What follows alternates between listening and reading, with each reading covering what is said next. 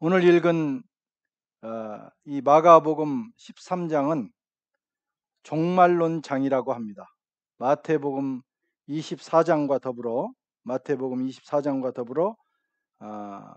종말론장입니다. 말세에 일어날 일들에 대해서 기록한 말씀이지요. 기독교는 기본적으로 종말론적인 종교입니다. 종말론을 기반으로 합니다. 초대교회는 임박한 종말론, 주님이 곧 오신다, 주님이 우리 세대에 오신다 라고 하는 그 임박한 종말론 신앙을 가지고 있었습니다. 속히 오실 주님을 기대하면서 순간순간의 삶을 그들은 살아왔습니다. 그런데 그들의 기대와는 달리 주님이 재림이 지연됩니다. 아직까지 오시지 않았잖아요. 한 세대가 가고 또 주님의 재림을 기다리던 사람들이 죽고 사라져 가면서 이제 주님은 언제 오실 것인가? 또 주님이 말씀하신 그 종말론이라고 하는 것은 어떤 것인가 하는 여러 분분한 의견들이 나오고 또 다양한 해석들이 나오게 됩니다. 그래서 오늘날까지 다양한 종말론적인 이론들이 존재합니다. 물론 초대교회는 임박한 종말론이었어요. 그래서 사도 바울 같은 경우는 주님이 우리 세대에 곧 오실 수 있으니까 가능하면 처녀 총각들은 시집장가 가지 말고 주의 일에 힘쓰라, 이렇게까지 권면할 정도로 임박한 종말론이었습니다. 그러다가 베드로 후서로 돌아가 보면, 베드로서로 가보면 벌써 베드로 시대, 그 사도 바울이 임박한 종말론을 가지고 사역하던 시대보다 조금 늦어진 그 시대에는 이제 지연된 종말론적인 사상이 성경에 기록되게 됩니다. 그 후에도 계속해서 다양한 이 종말론 해석이 나오게 되는데, 간단히 소개하면 알버트 슈바이처 박사, 여러분 잘 아시죠? 스트라스부르크 출신이고 독일과 프랑스 개신교회의 출신인 가봉에서 선교 사역을 했던 알버트 슈바이처 박사, 유명한 신학자입니다. 이분이 주장한 종말론은 재림의 임박성을 강조한 철저한 종말론이었어요. 초대교회의 임박한 종말론하고 유사합니다. 반면에 C.H. 도드라고 하는 사람은, C.H. 다드는 아주 유명한, 이분도 신학자입니다. 하나님의 나라는 이미 실현됐다, 하나님의 나라는 지금 여기에서 이미 실현됐다고 하는 실현된 종말론을 또 주장했습니다. 그리고 이 두 가지를 결합한 종말론이 오스카 쿨만이라고 하는 학자, 이분도 프랑스에서 활동한, 스트라스부르크에서 공부를 하고 프랑스에서 활동한 유명한 학자입니다. 기독교 학자입니다. 이분은 이 두 가지를 결합해서 종말은 이미 시작됐다, 이미 실현된 것이 아니라 시작됐다, 그리고 지금도 계속되고 있다, 이미, 그러나 아직, already, not yet 이라고 하는 유명한 용어를 사용하게 됩니다. 주님의 이 종말은, 주님이 말씀하신 종말은 이미 시작돼서 지금도 그것이 진행되고 있다 하는 그런 입장입니다. 또 여러 가지가 있습니다. 종말이라고 하는 것은 어느 시점에 오는 것이 아니라 매 순간순간 우리에게 온다 라고 하는 실존주의적 종말론, 불트만이라는 독일의 신학자가 주장을 했어요. 매 순간이 종말이지 종말이 따로 있지 않다. 또 판넨베르기라고 하는 신학자는 이 종말은 기독교의 구속사 안에만 존재하는 것이 아니라 이 종말의 역사는 모든 보편사, 일반 보편사 안에서 이루어지는 하나님의 역사다라고 주장을 했고, 또 전천년주의자와 세대주의자들이 있는데 이 사람들은 미래적 종말론을 강조했어요. 미래주의적 종말론. 여기서 그 시한부 종말론도 하나의 곁가지로 나오게 됩니다. 20세기에 아주 기독교가 열병을 앓았어요. 이런 문제들로 인해서.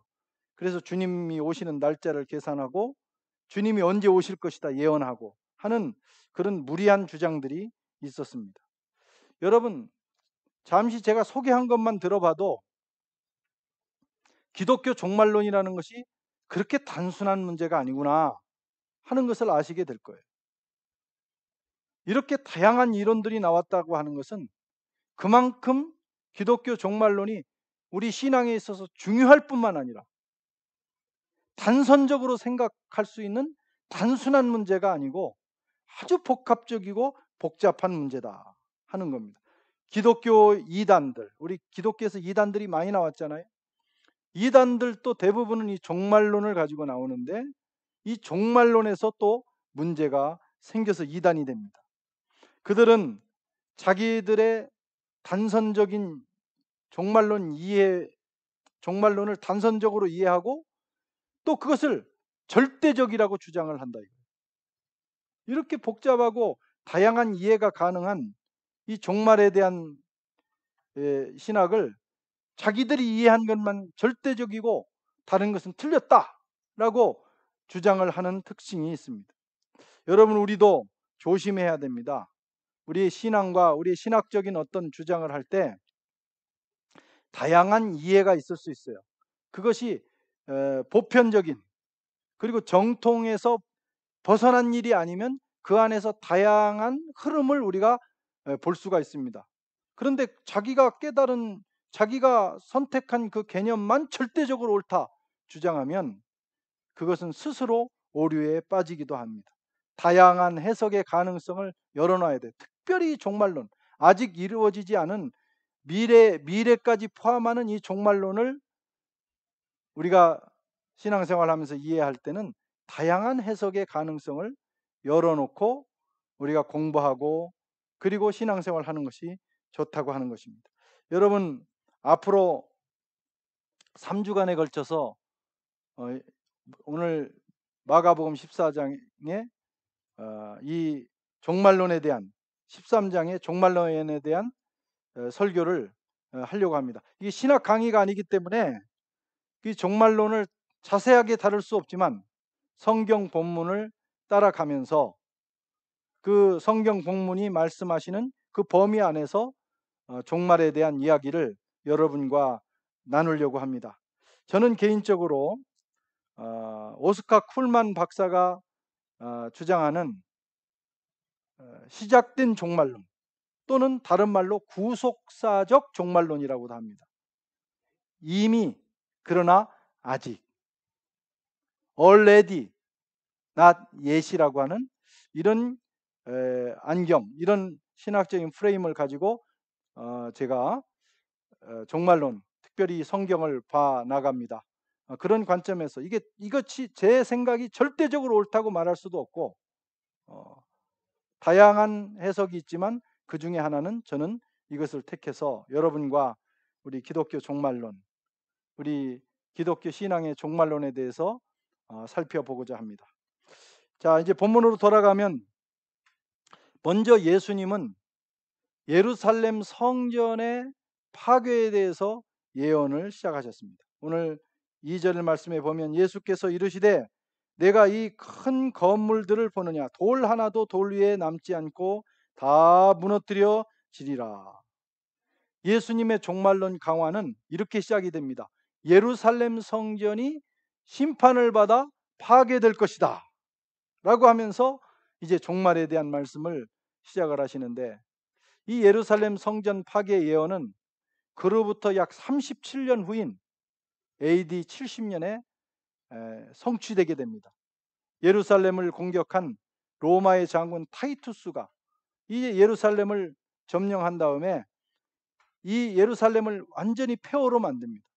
특별히 성전까지도 그렇게 하게 되는데 그 이유가 뭐냐면 돌 위에 돌 하나도 남지 않도록 하는 이유가 뭐냐면 그 돌들 사이에 금이 있다라고 하는 그런 소문 때문에 거기를 점령한 군인들이 아주 돌과 돌 사이를 다 무너뜨리면서 금을 찾았다고 합니다. 그래서 예수님의 말씀대로 예수님의 말씀 37년 후에 이런 예언이 이루어지게 된 것입니다.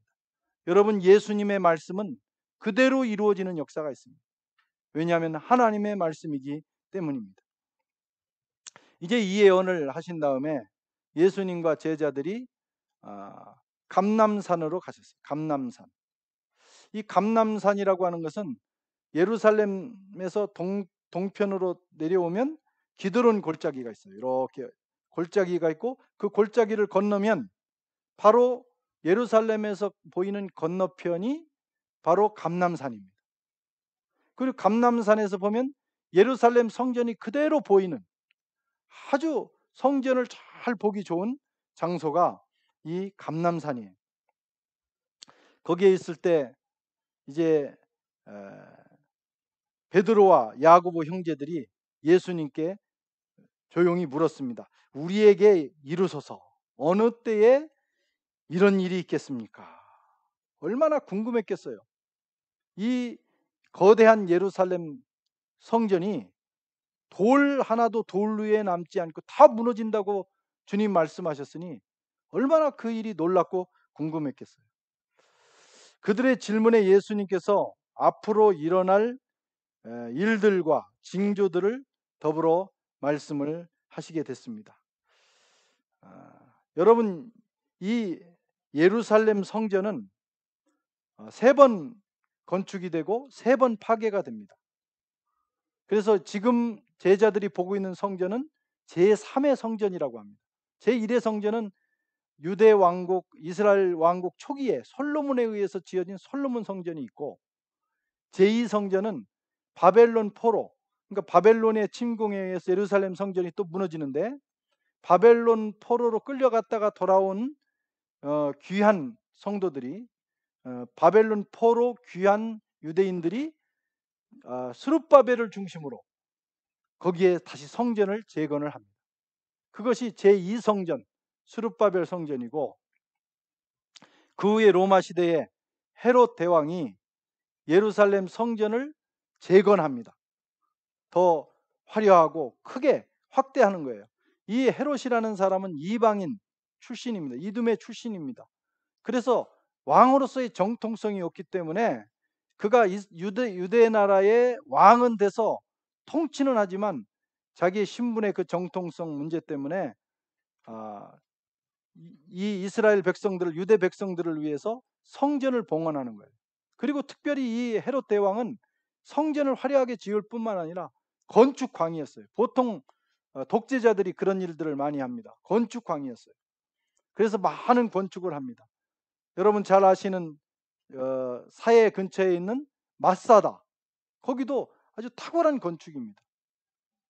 뿐만 아니라 성전을 건축했고 또 가이샤라를 건축을 했고 또 수많은 건축을 했고, 오늘날 우리가 예루살렘 이스라엘을 그 성지 순례를 하면 이 헤롯 대왕이 건축한 건축물들을 많이 보게 됩니다.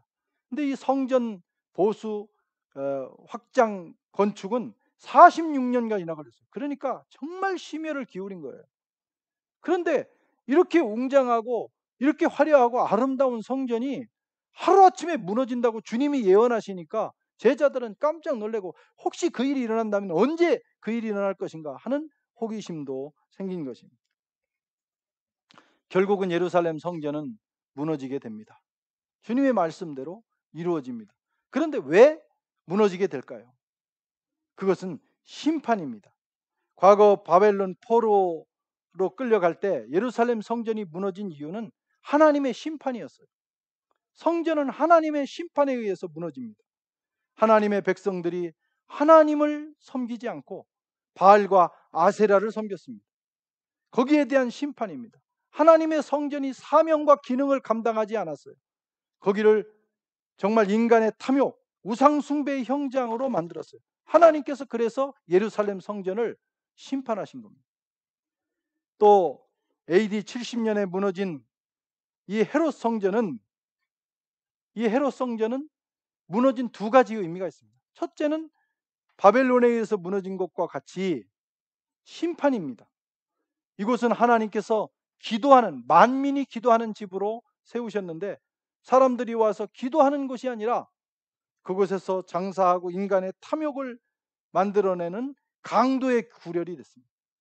결국 그래서 그 성전은 심판을 받게 됩니다. 하나님의 성전된 교회와 성도가 하나님 말씀대로 살지 않고 우리가 하나님이 우리에게 주신 사명과 기능을 감당하지 않고 인간의 탐욕을 따라 살아가게 되면 결국은 하나님의 교회도 무너지게 되어 있습니다. 또 요한복음에서는 성전 파괴의 또 다른 의미를 말씀하는데 19절에 이렇게 말씀하셨어요. 예수께서 대답하여 이르시되 너희가 이 성전을 헐라 내가 사흘 후에 다시 지으리라. 이것이 성전, 예루살렘 성전이 무너지게 되는, 파괴되게 되는 또 하나의 이유라고 주님이 말씀하셨어요. 주님이 이렇게 말씀하신 것은 과거에는 사람이 손으로 지은 성전에서 하나님께 예배를 드렸지만 이제는 사람이 손으로 지은 성전이 아니라 우리 주님께서 직접 자기의 몸으로 지으신 성전이 존재하게 된다는 거예요. 그것이 주님의 예언입니다. 그래서 지금은 사실 우리가 가서 예배를 드리는 교회를 예배당이라고 부르지 성전이라고 부르지는 않습니다. 사실은 성전은 그때 없어진 거예요. 교회가 모여서 예배를 드리는 예배당이 있는 거예요. 파리 선한교회 예배당. 물론 거기가 거룩한 장소이기 때문에 우리가 앞에 성전이라고 이름을 혹시 붙일지 모르지만 구약에 하나님이 거하시는 예루살렘 성전과 같은 성전의 의미는 아닌 것입니다.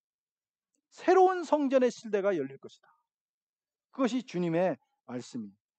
성전 안과 성전 밖, 성과 속, 거룩한 곳과 세속, 그것이 그 당시에는 분명했어요. 성전 안에 삶이 있고 밖에 삶이 있었는데 이제 새로운 시대에는 성전 안과 밖의 삶이 그 구분이 없어진다는 거예요. 성과 속이 없어지고 우리의 삶의 모든 영역이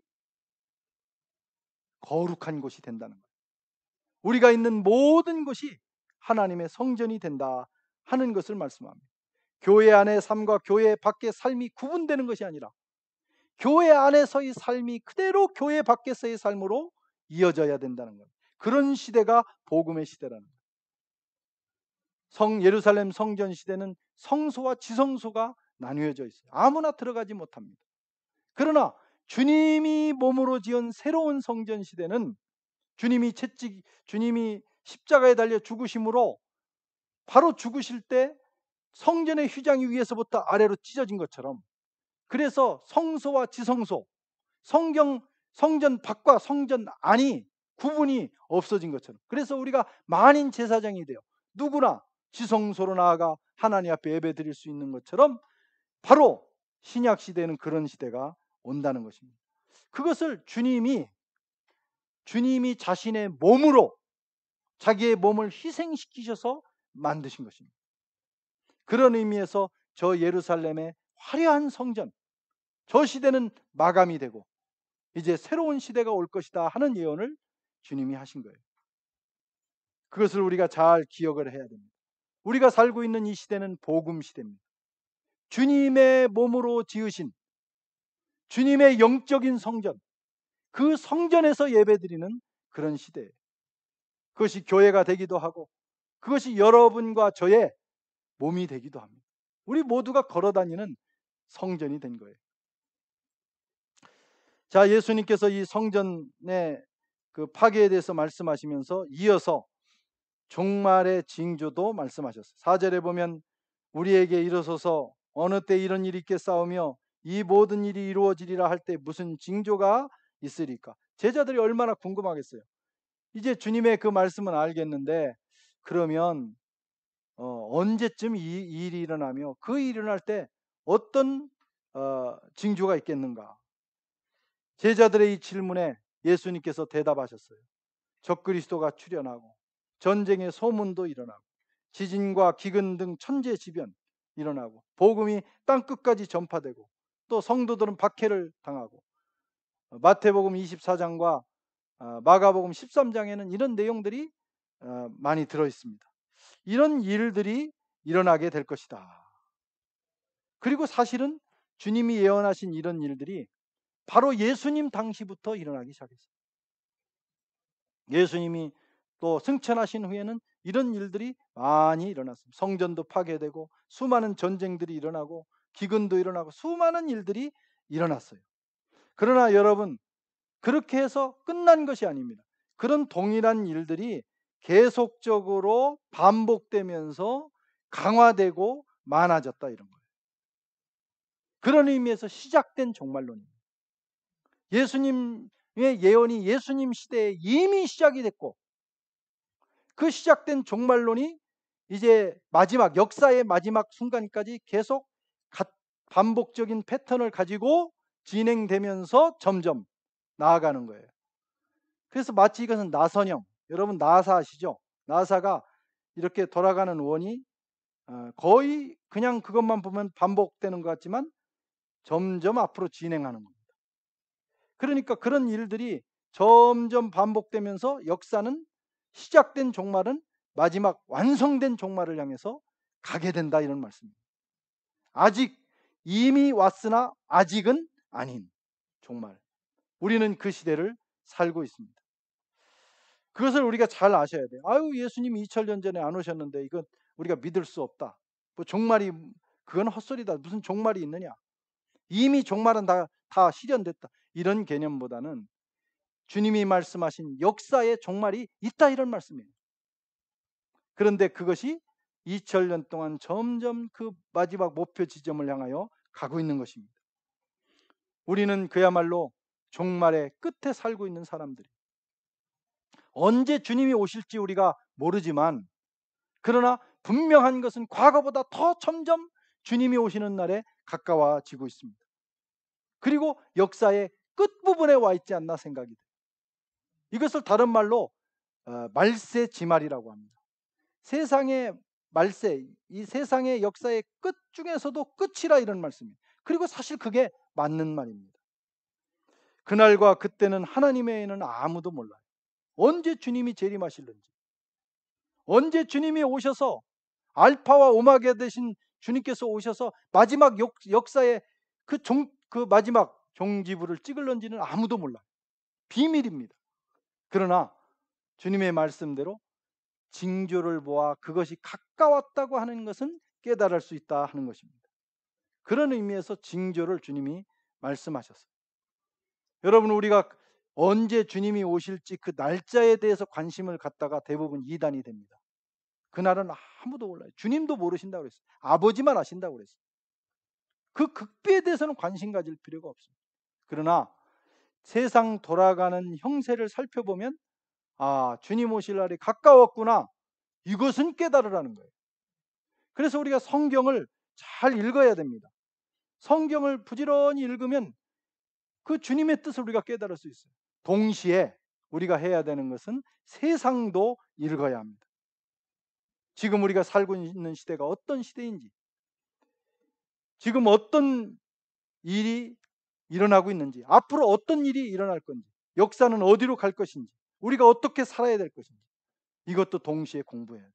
그래서 우리 교인들은 구약 일도학교, 앞으로 또 신약 일도학교 하면 들어가셔서 계속 성경 말씀을 공부를 하셔야 돼요.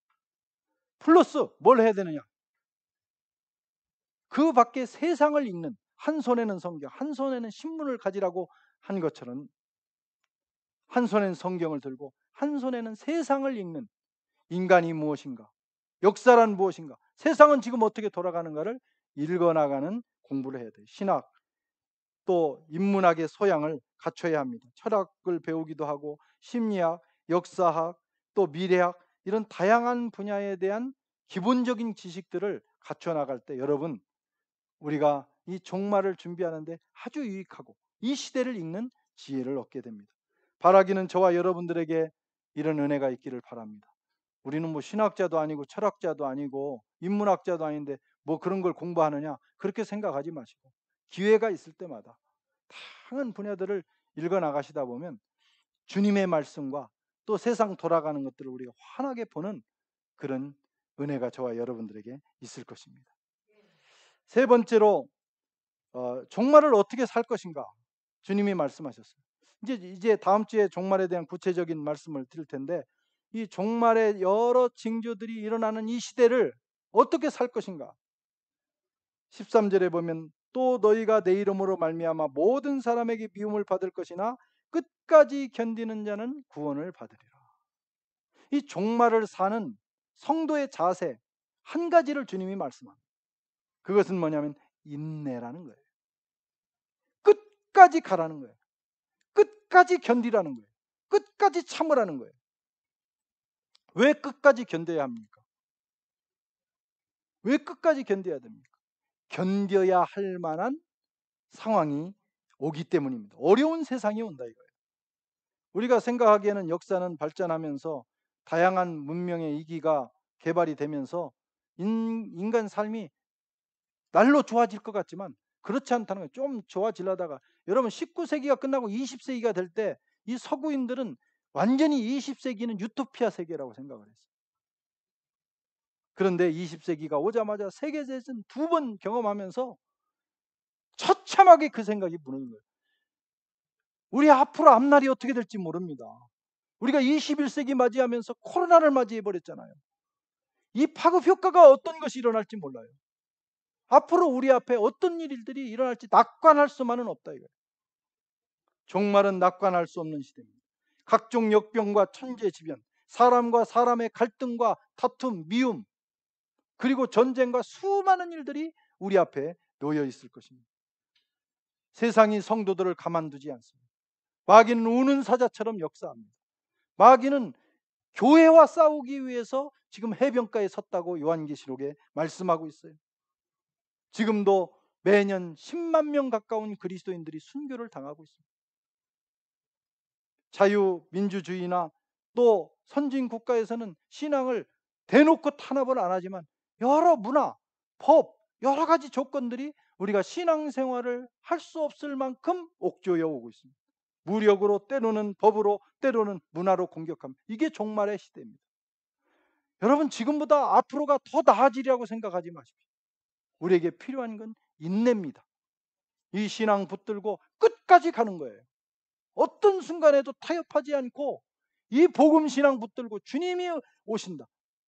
주님이 오셔서 역사를 마감하시고 역사를 완성하신다. 그때까지 우리는 달려간다 하는 이 결단을 가지고 가야 하는 것입니다. 사랑하는 성도 여러분, 우리는 말세 지마를 살고 있는 사람들. 어쩌면 우리 시대에, 어쩌면 우리 자녀들 시대에 주님이 오실 수도 있습니다. 말씀으로 무장하십시다. 그리고 세상을 읽어나가십시다. 그냥 좋다, 또 어렵다 이렇게만 생각하지 마시고 왜 이런 일이 일어나는가? 앞으로 세상은 어떻게 될 것인가? 신앙적인 눈으로, 영적인 눈으로 세상을 바라보면서 판단하고 또 이 마지막 때에 정말 믿음으로 무장해서 어떤 순간에도 흔들리지 않고 끝까지 신앙 생활을 견지하는, 그래서 이 길 끝에서, 우리의 인생의 끝에서, 또 역사의 끝에서 이 땅에 영광스럽게 천사들의 나팔소리와 함께 오시는 우리 주님을 기쁨으로 맞이하는 저와 여러분 되시기를 주의 이름으로 축원합니다. 기도하겠습니다. 하나님 아버지,